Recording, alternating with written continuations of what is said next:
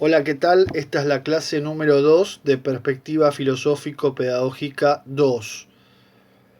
Como verán, cambiamos el formato de grabación de la clase. Vamos a tener una serie de imágenes que van a servir de ilustración a lo que vamos comentando con el desarrollo de la clase, y también como si fuera un pizarrón de anotación. Van a servir esas imágenes para anotar, para subrayar determinados conceptos claves.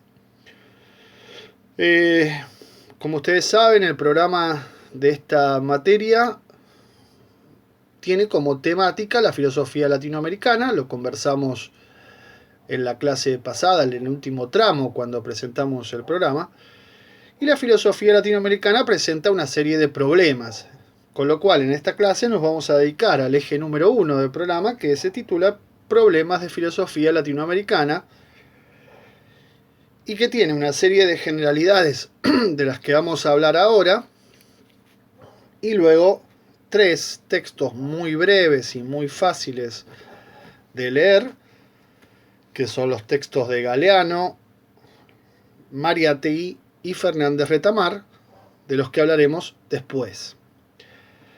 Primero, entonces, ¿por qué la filosofía latinoamericana es un problema y por qué Latinoamérica es un problema, ¿no?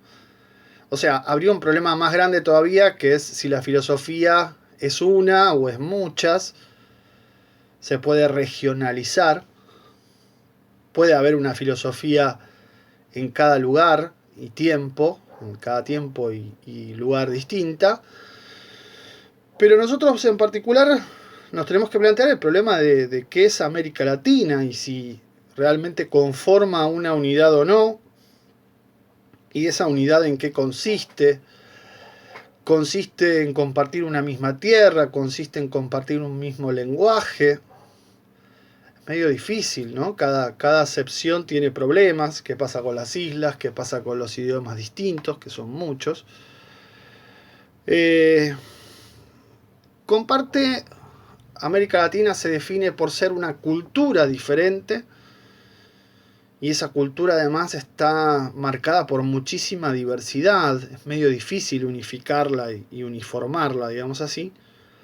Pero hay una manera propia de vivir y de pensar y de sentir latinoamericana que es diferente a las demás. Sería la pregunta inicial.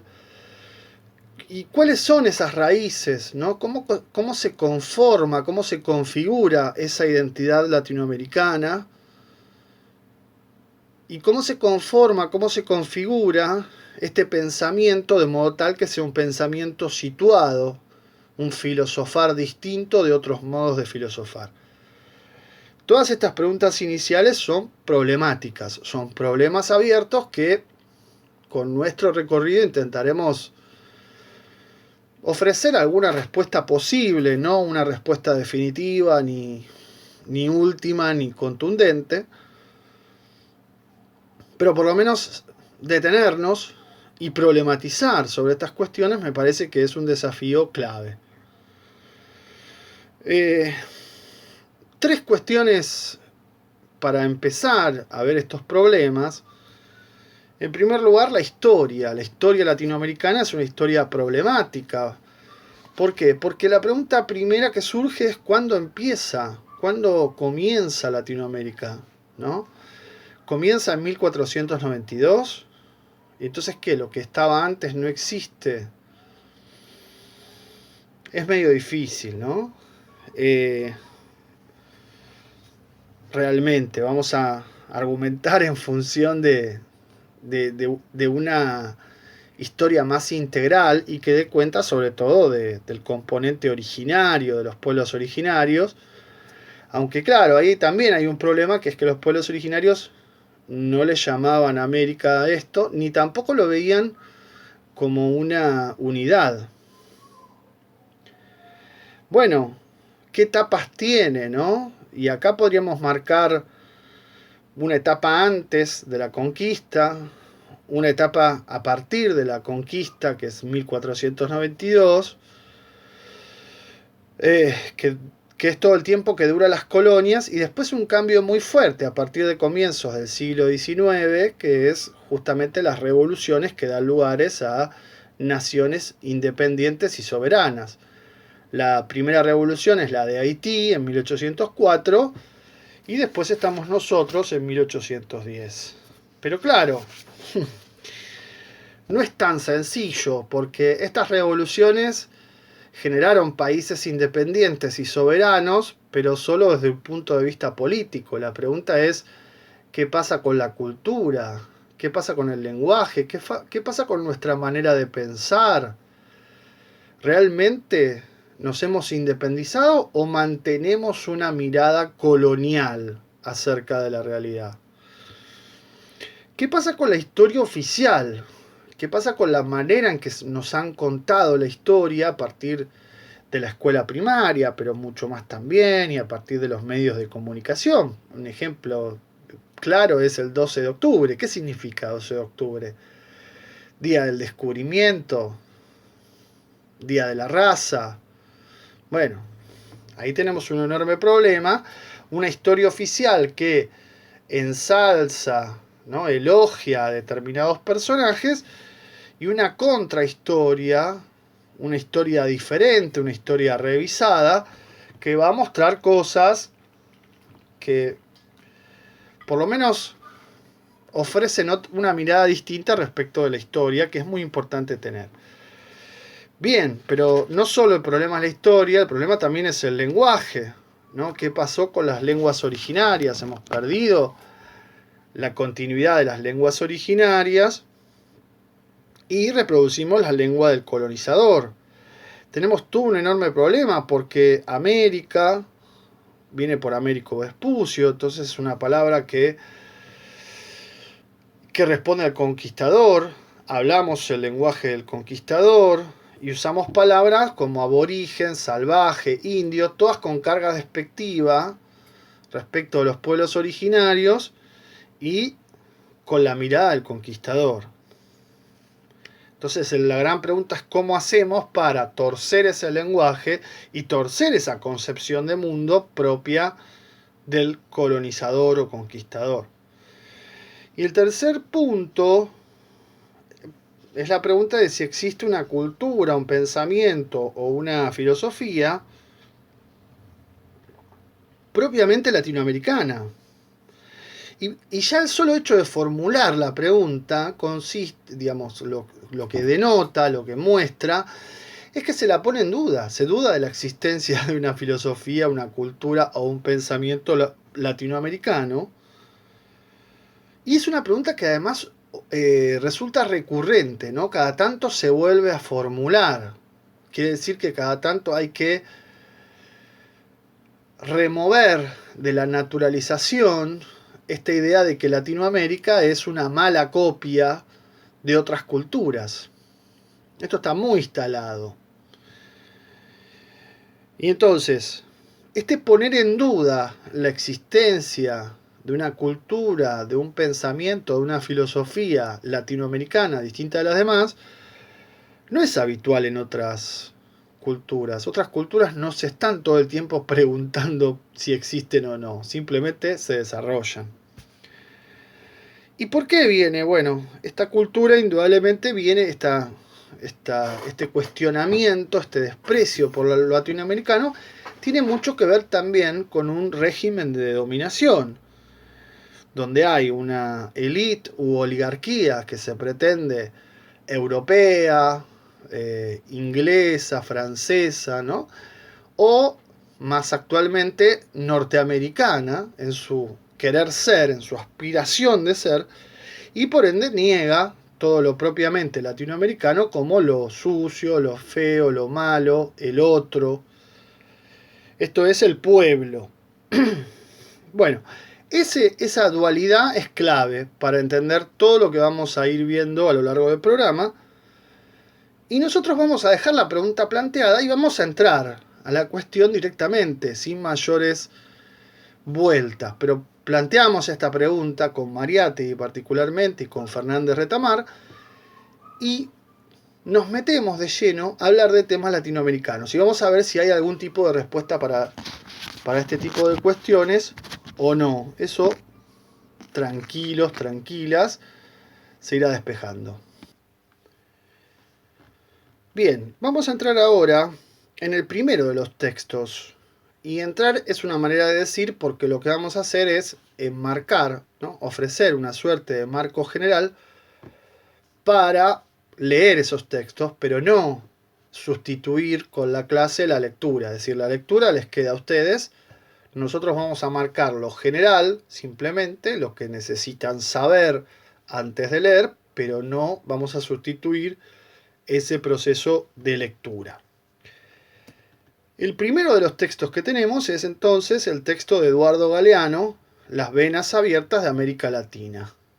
Este texto es de 1970. Hay que decir que Galeano es un gran escritor uruguayo, fallecido hace unos años, pocos años. Todos sus libros son súper recomendables y este es probablemente el más conocido, el más importante, el que ha marcado toda una época, ¿no? 1970. Y claro, significa un libro que cuando uno lo lee empieza a tomar conciencia de esto que él menciona justamente, ¿no? Las venas abiertas de América Latina. ¿Por qué tenemos las venas cortadas y abiertas? Sería la pregunta inicial. Nosotros ustedes tienen en realidad para leer y vamos a comentar acá por arriba solamente la introducción de este texto, que se titula 120 millones de niños en el centro de la tormenta, ¿no? Con Galeano hay que tener en cuenta algo que es muy importante. Es realmente una lectura hermosa, disfrutable, escribe muy bien, es muy sencilla, no es una lectura que traiga problemas, el único problema es sentarse y leer nada más. Pero lo que tiene, sí, que hay que tener cuidado, es el uso de la ironía, ¿no? O sea, en el uso de la ironía, Galeano es un maestro. Y con ironía, ¿qué quiero decir? Bueno, que está diciendo algo que quiere decir otra cosa, ¿no? Entonces, con eso hay que tener cierto cuidado, porque claro, el tono irónico de Galeano obligaría, si estuviéramos en clase, a que cuando usamos ciertas palabras tengamos que ponerle comillas, ¿no? Y comillas dando a entender que en realidad significan otra cosa. Por ejemplo, la primera idea que aparece en el texto, muy bien escrita también, es algo así como a América Latina siempre le toca perder. Entonces pareciera ser que esto es un partido de fútbol y ya. Bueno, no. Siempre le toca perder es una manera elegante, irónica, de decir a América Latina siempre le toca el papel, digamos, de sirvienta, ¿no? De servidora, de proveedora de sangre, de riqueza, sobre todo en materia prima, para que otros ganen, ¿no? La idea de perder es que otros ganan con eso. ¿Y cuál es la ganancia? Y bueno, la ganancia es la riqueza que América Latina como continente posee, junto con la pobreza de sus habitantes.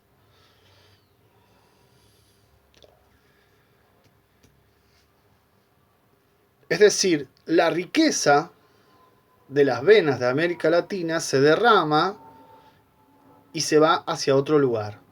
Es una economía de extracción en donde la riqueza se le sustrae por conquista, por sometimiento, por monopolios, oligopolios, por grandes empresas, por gobiernos vendepatria, por lo que ustedes quieran, ¿no? O sea, por muchos motivos esa riqueza se va del continente y lo que queda es la pobreza. Hay una distinción que es clave en el texto, que es entre los países periféricos o de tercer mundo, como es el caso de los países de América Latina, y el primer mundo. El primer mundo es principalmente Europa y Estados Unidos. A esos países se los denomina centrales, ¿no?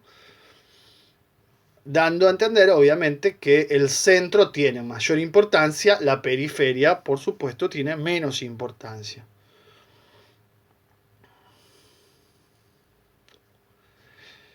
Claro, si uno actualizaría los datos de Galeano, ya partiendo de los 120 millones de niños, si uno actualiza los datos, son escalofriantes. América Latina produce alimento para el doble de su población. ¿Cómo es que tiene hambre? Esto es hoy en día. Argentina solamente produce alimento para 10 veces su población. ¿Cómo es que salen tan caros los alimentos? ¿Qué quiere decir eso? Bueno, en una economía globalizada o de libre mercado quiere decir que esos bienes, ¿sí?, son llevados a otro lugar. Ese alimento llega a las bocas de personas de otros lugares. Y entonces se da la paradoja de que vivimos en un continente totalmente rico, en todo sentido, de recursos naturales, producción de materia prima, alimentos, climas, ríos, baja densidad de población, ¿no?, por kilómetro cuadrado, pero al mismo tiempo la mayor pobreza, ¿sí? Entonces, en realidad, América Latina no es el continente más pobre, es el más desigual. ¿Qué quiere decir más desigual? Que la riqueza queda en muy pocas manos, está muy, muy concentrada. Es uno de los lugares del mundo donde hay riqueza, pero está tan concentrada, tan mal o tan poco repartida, que obviamente se genera el contrapolo necesario de esa concentración, que es la pobreza.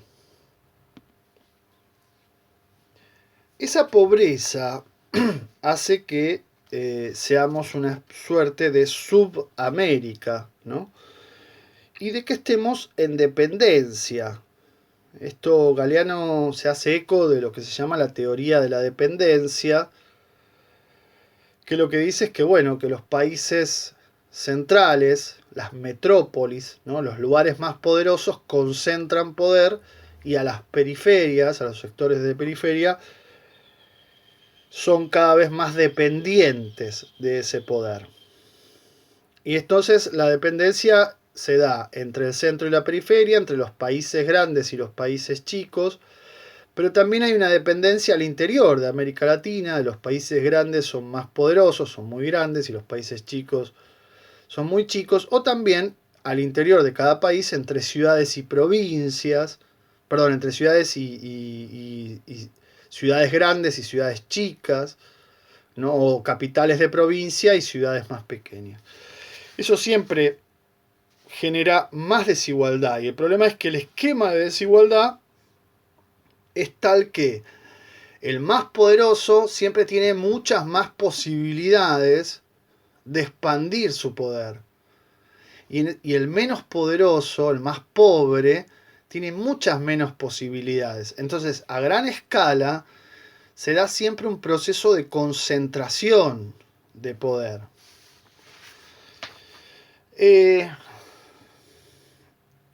Esto es fundamental, ¿no? El capitalismo mundial hace que haya ganadores y perdedores, y economías como la de América Latina que son economías de extracción, es decir, donde la riqueza se va.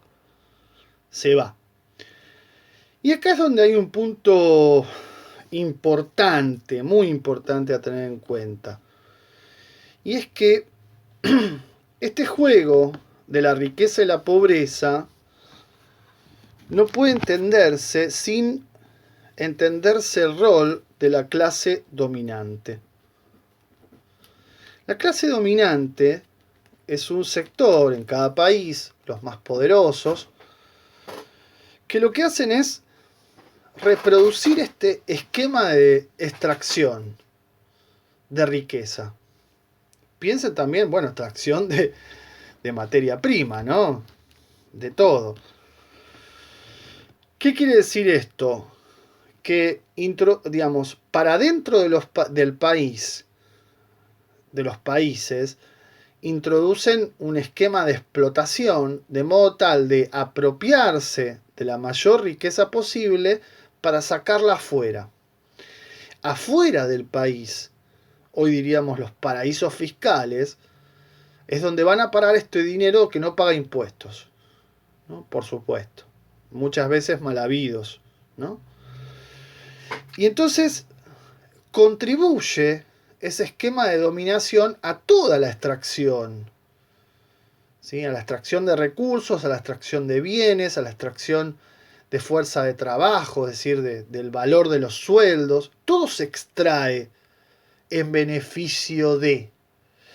Y entonces acá hay una frase espectacular de Galeano cuando dice: estas clases son dominantes hacia adentro, pero dominadas desde afuera. Dominantes hacia adentro, dominadas desde afuera.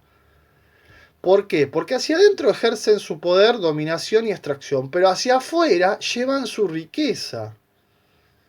Hacia afuera contribuyen a la extracción de la riqueza de América Latina.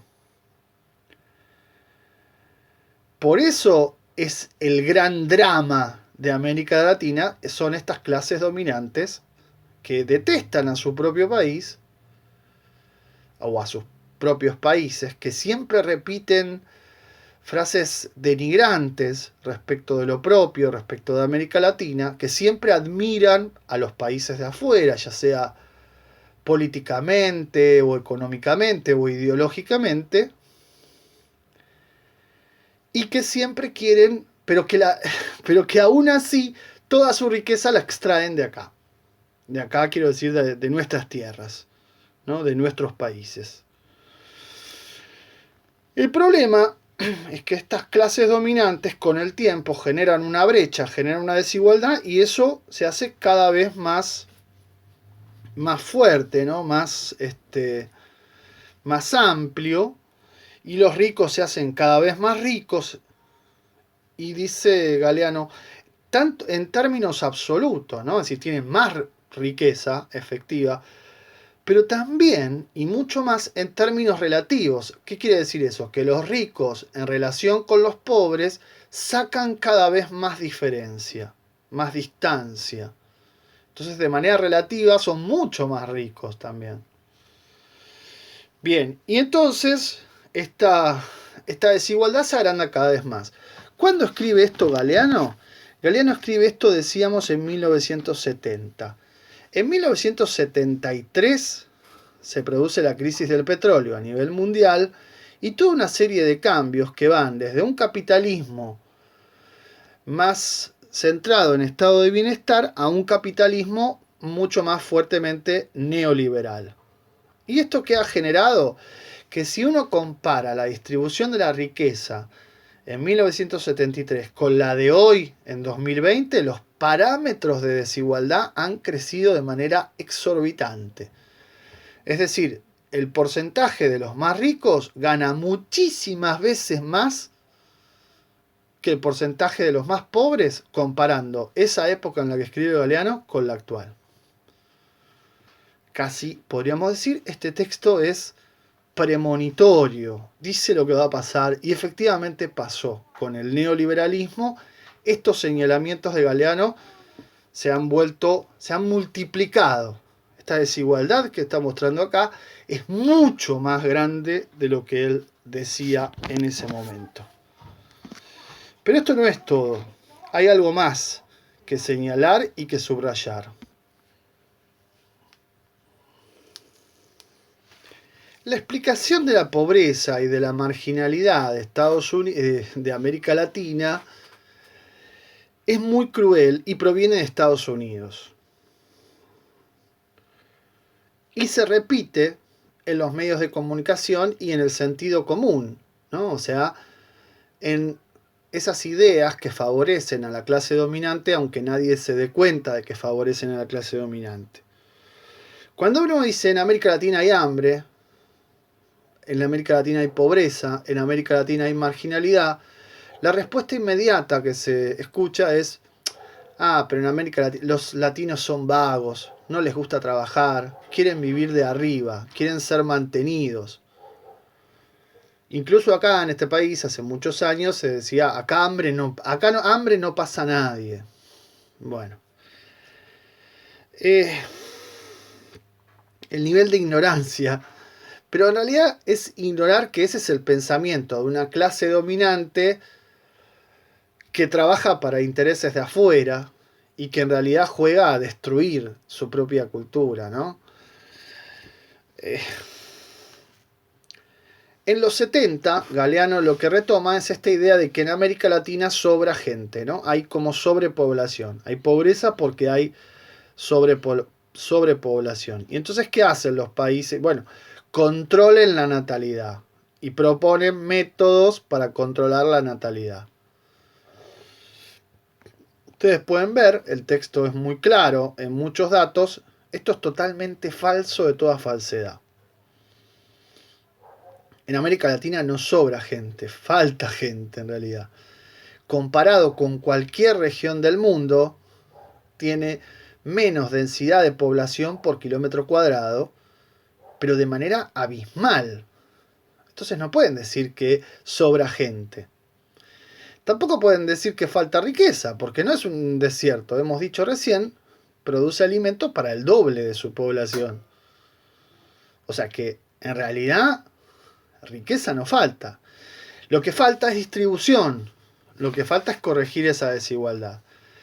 Pero entonces tengan mucho cuidado ahí leyendo la página 21 del texto, porque está claro que no es un problema de natalidad. La natalidad es la explicación que dan los dominantes para hacer lo que hacen siempre, que es culpar a los pobres de su propia condición y lavarse las manos y desentenderse del hecho de que esa riqueza que ellos tienen es la consecuencia necesaria de un estado de pobreza en muchos otros. Bueno, estos son temas que obviamente me enojan mucho y que además tienen mucha vigencia en la actualidad.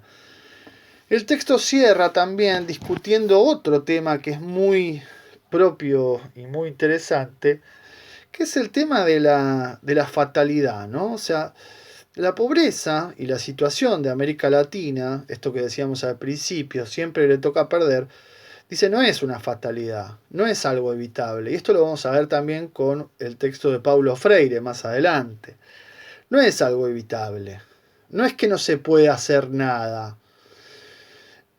El tema es que nos hacen creer que es algo inevitable, que es algo que existió siempre, que está en nuestra naturaleza, que somos vagos, porque todas esas son mecanismos de justificación de esta extracción. Entonces, que quede claro que no es algo inevitable, es algo que sucede por la fuerza, por los intereses de los más poderosos, y entonces en realidad sucede y quieren que pensamos que no podría suceder de otra manera, porque ni bien pensamos que podría suceder de otra manera, pensamos cómo podemos hacer para que suceda de otra manera, y ahí empezamos a romperle ese circuito de extracción de la sangre de América Latina que tantas ventajas les dio hasta ahora. Y bien dice Galeano, se vienen tiempos de cambio y se vinieron tiempos de cambio. Los años 70 fueron muy revoltosos, terminó con la peor dictadura en el caso de Argentina de la que tengamos memoria, y en el caso de América Latina con dictaduras atroces que terminaron siendo cómplices del neoliberalismo más salvaje, que terminó generando la desigualdad más extrema que conocemos hasta hoy en día. Con lo cual, ¿qué podemos pensar, no? Tiempos de cambio, tiempos duros. América Latina es una región de sufrimiento, y el sufrimiento tiene que ver justamente con esto, con una desigualdad instalada, con una clase dominante perversa, explotadora, asesina, en muchos sentidos, y que en los distintos países de América Latina ha hecho desastres, con modelos económicos de derecha, neoliberales, conservadores, represivos, que siempre han buscado despojar al pueblo de las pocas plumas que les queda y destruir un estado de bienestar que se podría haber construido con mayor alcance y durabilidad. Bien, esto entonces como primer punto a tener en cuenta con el texto de Galeano. Bien, pasamos ahora al segundo de los textos, José Carlos Mariátegui. Y el texto es una pregunta, y es la pregunta, ¿no? Mariátegui se pregunta en este texto, ¿existe un pensamiento hispanoamericano? La pregunta, aunque les parezca mentira si no lo saben, fue formulada, o este texto fue escrito, mejor dicho, en el año 1925. Pero podríamos encontrar otros textos posteriores, por ejemplo, en 1968, por ahí, otro peruano, Salazar Bondi, o también incluso acá, en Argentina, en 2005, por ahí más o menos, aproximadamente, y cada tanto surge de nuevo, la última vez vi una pregunta por el estilo, aunque era más una afirmación que una pregunta, en las redes sociales. Pero en serio, Mariátegui es un filósofo, pensador peruano muy importante, un americanista de la primera hora, podríamos decir, marxista, que escribió un libro muy valioso, 7 ensayos sobre la realidad peruana. Este texto breve es un poco anterior y esta pregunta fue formulada en 1925. Así que va pronto a cumplir 100 años.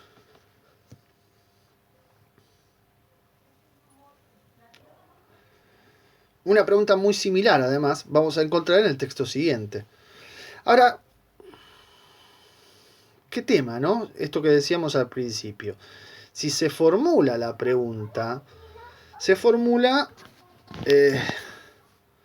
dudando de la existencia. Nadie pregunta por algo de lo cual no duda. Bueno, los filósofos sí, pero en principio no se dudaría. También hay que notar que no dice latinoamericano, sino hispanoamericano. O sea que la unidad que está pensando es a partir del lenguaje español, ¿no? Y empieza referenciando el texto, y Mariátegui no es un pensador que esté en contra de lo nuestro, en contra de lo latinoamericano, sino todo lo contrario, está absolutamente a favor. El tema es que justamente por estar a favor y formular la pregunta, va a tener que darnos un dónde hay que ir a buscar eso propiamente hispanoamericano. El texto comienza referenciando un grupo de intelectuales argentinos que proclama, esto es cierto, ¿no? La Unión Latinoamericana es una consigna fuerte en la década del 20 del siglo pasado, o sea, hace 100 años, y que propone un congreso para debatir eso y con la idea de justamente pensar si existe un pensamiento hispanoamericano. Fíjense que tampoco dice filosofía, ¿no? Dice pensamiento como algo más general que la filosofía. Entonces la cuestión es si existe ya. Y acá Mariátegui cita a Alfredo Palacios. Alfredo Palacios, un gran exponente del Partido Socialista Argentino. Mariátegui desde Perú lo cita diciendo que obviamente hay un optimismo exagerado en Alfredo Palacios y que América tenía a Europa por guía cultural, intelectual y demás, pero con la Primera Guerra Mundial, la Gran Guerra, que acababa de terminar, ya se ha perdido ese carácter referente de Europa, ¿no? De modelo, digamos así. Piensen ustedes que Sarmiento, por ejemplo, admiraba Europa como la civilización y como aquella luz, aquel faro al que todos tendríamos que ir. Pero esta generación del 20, digamos así, está tremendamente desilusionada porque ha visto que Europa ha sido el escenario de la peor guerra que han visto en la historia, ¿no? Y que entonces entró en una decadencia no solo material muy fuerte, sino también moral y cultural. Ya no son nuestro paradigma a seguir. Se produce entonces como una suerte de giro. Aquello que hasta hoy teníamos como gran modelo a imitar ya no es más un modelo, es un desastre, es un lugar de escenas muy dolorosas. Entonces tenemos que reformularnos. Y es interesante porque ese giro permite entonces volver a ver lo latinoamericano en términos no de qué es lo que hay afuera y tenemos que llegar a ser, sino qué es lo que hay adentro, qué es lo propiamente latinoamericano. Sin embargo, Mariátegui dice, bueno, respecto de Palacios, no hay que exagerar tanto. Europa está en crisis, pero no está terminada. Seguimos importando cosas de Europa. Y fíjense qué linda es la palabra importar, ¿no? Importar significa tanto traer de afuera como darle importancia. Dice Mariátegui, importamos libros, máquinas, modas. Si seguimos importando quiere decir que todavía no nos hemos constituido como tales, ¿no? Y entonces, la decadencia de Europa no tiene por qué significar para Mariátegui la realización del progreso en América Latina. Una cosa no tiene por qué llevar a la otra. Bien. Entramos ahora a la cuestión de la tesis de Mariátegui. Su tesis es fuerte, ¿no? Dice, hay un pensamiento francés, hay un pensamiento alemán, hay un pensamiento inglés, pero no hay un pensamiento hispanoamericano, sino que más bien están en elaboración, ¿no? Está como haciéndose todavía. ¿Y por qué? Y bueno, porque nuestros intelectuales se educan en Europa, porque no tienen espíritu de raza. Esto vamos a ver que se explica después. No aparece como un pensamiento con rasgos originales y propios, sino una suerte de rapsodia, de mezcla, de motivos que vienen de afuera, que se siguen importando. Y el problema para él, el no tener un pensamiento propio, viene justamente de la separación entre los inmigrantes, el aluvión inmigratorio, que es muy fuerte desde fines del siglo XIX en toda América Latina, y los originarios. Es decir, habría una capa superficial de inmigración y unos originarios, un suelo o subsuelo, diría Cuyo, originario, que no se terminan de mezclar, dice Mariátegui. Que no terminan de unirse, de mestizarse. Y entonces, esos originarios, claro, está pensando en Perú, ¿no? En Perú, esta diferencia entre los blancos y los de color es muy fuerte. Esos originarios, como un alma, como un adentro, ¿sí? Que no aflora, que está reprimida, porque retiene en el inconsciente toda la brutalidad, todo el maltrato, toda la violencia que viene desde la época de la conquista. Hasta no hace mucho tiempo, qué loco, ¿no? Bueno, hasta hace un par de décadas, diría, en ciertos lugares de Perú, de Bolivia, si viene una chola, ¿no? O sea, una mujer con rasgos de los pueblos originarios, y viene un hombre blanco por la misma vereda, la mujer está obligada a bajarse a la calle o a correrse para que el hombre blanco pase. Esos signos de castas, de clases, de superioridad e inferioridad social, se siguen manteniendo. No se puede dar esa mezcla, no se puede dar la pretensión de que un indio sea presidente, ¿no? Es una locura. Bueno, todo esto son datos que, ya les digo, no son del siglo XX, son del siglo XXI, lo que les estoy diciendo.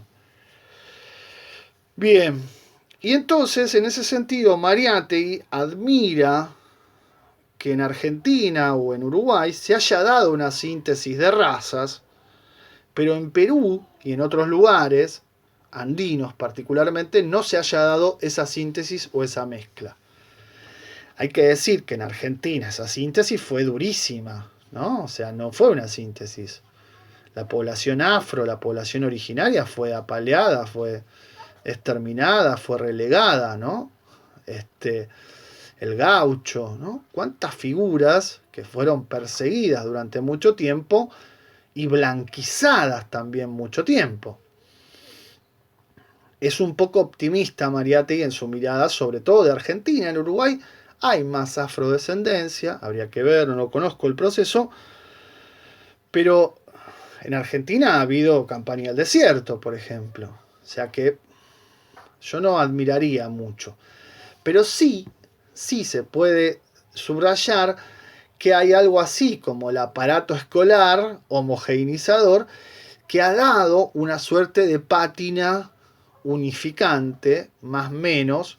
Acá nosotros lo veríamos muy críticamente, pero para Mariátegui por lo menos implica cierto nivel de mezcla. Él lo que ve en Perú y podríamos decir en muchos otros lugares de las zonas andinas es que no hay ningún tipo de relación.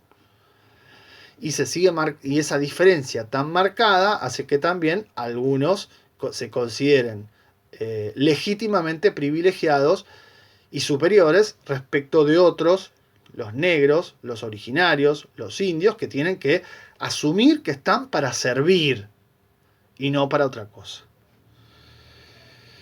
Entonces, el gran problema para Mariátegui es que esa capa indígena todavía no se ha unido, no se ha mestizado, no se ha llegado a la síntesis, y eso es lo que hay que lograr, recuperar esa alma indígena, recuperar esa síntesis, ese mestizaje, para recuperar nuestro pensamiento original y legítimo, ¿no? Legítimo, propio, auténtico, que dé cuenta de nuestra propia condición de latinoamericanos, ¿no? Este es el desafío, ese es el desafío.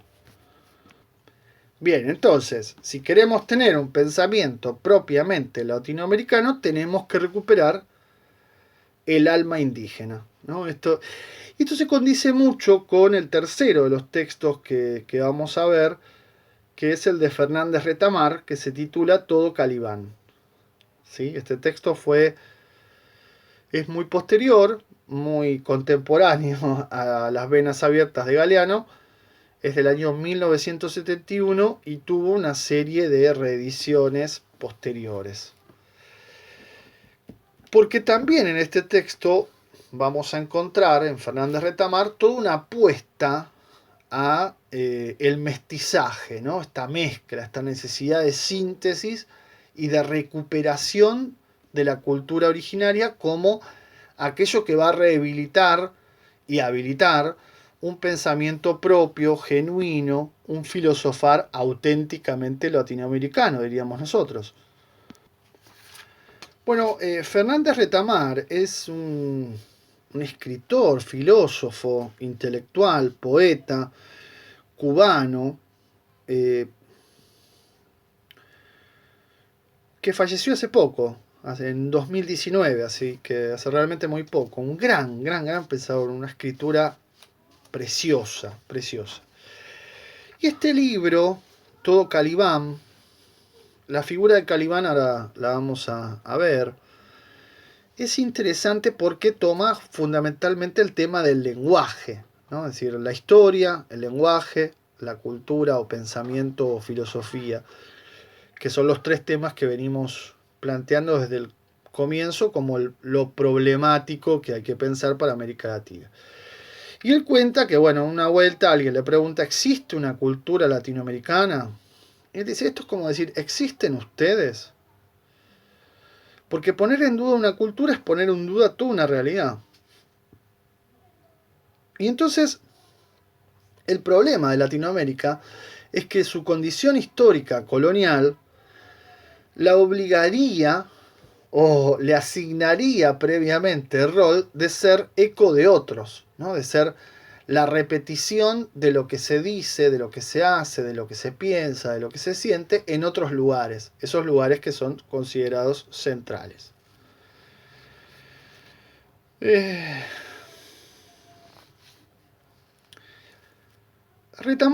Fernández Retamar va a subrayar la importancia del mestizaje, decíamos recién, al igual que Mariátegui. Y esto lo toma de José Martí, que es otro gran escritor y político cubano, que vamos a ver, de hecho, más adelante, José Martí, que habla de nuestra América mestiza, ¿sí? Y que esta es como la particularidad de América Latina, ¿no? El mestizaje distingue a América Latina respecto de otras culturas que son homogéneas, ¿no? Que no son mestizas, sino que han mantenido una blanquitud. Particularmente Estados Unidos y todos los países capitalistas, ¿no? Es decir, han reprimido, han aniquilado, en el caso de Estados Unidos, el Día de Acción de Gracias, ¿no? ¿Qué se celebra el Día de Acción de Gracias? Aniquilan a todo lo diferente para consolidar una unidad blanca, ¿no? Bueno. Entonces, si bien hubo colonias en distintos lugares, estas colonias las colonias son muy distintas entre sí. En el caso de Norteamérica, bueno, hubo aniquilación de los pueblos originarios y no hubo mestizaje, para nada. Entonces el mestizaje se ha dado, podemos decir, más intensamente en algunos lugares, la mezcla, y menos en otros. En nuestro caso ha habido un alto mestizaje entre aborígenes, o sea, originarios, diríamos hoy, europeos, y un tercer componente muy importante, que no es un convidado de piedra más, porque nosotros lo veríamos así, lamentablemente, digo nosotros, Argentina, no es un convidado de piedra más, que es el componente afro, que es fundamental en toda América Latina. Y entonces, tomando a Bolívar, ¿no? Que dice que nuestro pueblo es un compuesto de América y África, es mezcla, no tiene un origen preponderante. Esto es lo importante, no hay un solo origen, sino que hay muchos, y sobre todo lo que hay en ese origen es mezcla. Y, o si no, también José Vasconcelos, un pensador mexicano, que dice que América Latina es el lugar de la nueva raza, la raza cósmica. Entonces, encontramos en Fernández Retamar un fuerte énfasis en el mestizaje. El problema es que la cultura latinoamericana suele ser vista como una cultura secundaria. Y entonces, en ese sentido, lo que se subraya es que tiene que copiar, ¿no? Como un aprendiz, como un borrador o como una mala copia, lo que hagan las otras culturas, las originarias, o las originales, mejor dicho, o sea, las europeas, las primarias sería, ¿no? Es decir, América Latina pareciera estar condenada a ser un aprendiz, un borrador, una mala copia de culturas que realmente vale la pena, que son primarias u originales, digamos. Pero entonces tenemos la lengua de los colonizadores. Y acá es donde aparece el drama del lenguaje, ¿sí? Tenemos un lenguaje, quiere decir, tenemos una concepción, tenemos los conceptos, tenemos la mirada del conquistador. Y entonces, acá es donde él echa mano a una metáfora muy buena, que es tomada de Shakespeare, La Tempestad, donde aparece la figura de Calibán. Calibán, ¿quién es? Bueno, Calibán es, frente a Próspero, ¿no? Próspero es el conquistador, Calibán es el conquistado, nativo, deforme, colonizado, que tiene que aprender la lengua del conquistador. ¿Y quién es Calibán? Y acá viene la historia de Calibán, ¿no? Calibán es un anagrama. ¿Qué quiere decir anagrama? Que se compone con las mismas letras de caníbal. Y caníbal viene de Caribe. De hecho es así, ¿no? Desde los diarios de Colón aparecen los caribes con dos visiones muy diferentes. Una muy negativa, como feroces, caníbales que comen gente. Y otra visión más bien positiva, como algo como seres mansos, pacíficos, temerosos y demás. Esto ha dado lugar a dos visiones, ¿no? La visión propia de la derecha, que claro, ve al Caribe, o sea, al caníbal, o sea, al negro, nosotros diríamos el negro, ¿no? El villero, negrito villero, diríamos hoy, como lo peligroso, lo que hay que exterminar, y esto es lo propio del pensamiento de la derecha, que lo único que quiere es, desde la justificación de la conquista, justificar la explotación, el dominio, la expoliación, la desigualdad, como veíamos viendo con el texto de Galeano. Eso es lo que piensa la derecha, ¿no? Que al ser tan feroz y caníbal hay que destruirlo o someterlo, domesticarlo, como si fuera un animal prácticamente.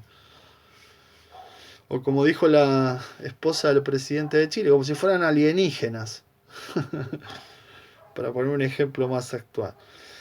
En cambio, la visión de estos caníbales, calíbanes o caribes, más pacíficos, mansos, temerosos, es propio más de la utopía o la mirada desde la izquierda. Pero claro, siempre tiene una connotación negativa, no es aquello que hay que aceptar, sino que es aquello que hay que modificar. Entonces, claro, ahí hay un problema, ¿no? ¿Cuál es el problema? El problema es que el dominado, el colonizado, asimila y por lo tanto justifica, se infecta, ¿no? Al dominador. Asimila y entonces lo justifica y se infecta de. O sea, adopta en sí mismo la mirada del dominador.